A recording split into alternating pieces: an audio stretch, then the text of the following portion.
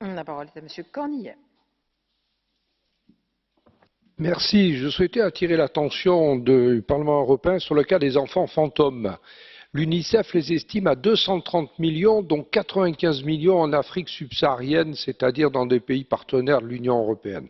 Qu'est-ce qu'un enfant fantôme? C'est un enfant dont la naissance n'a pas été déclarée à l'état civil.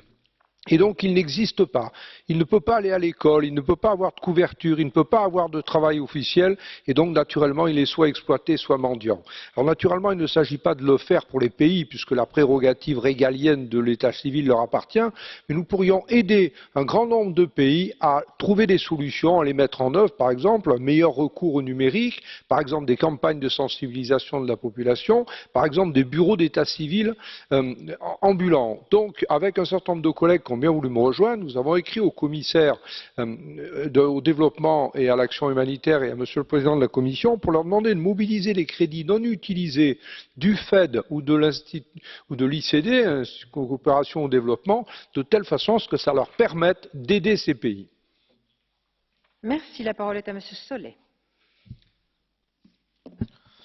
Gracias, presidenta.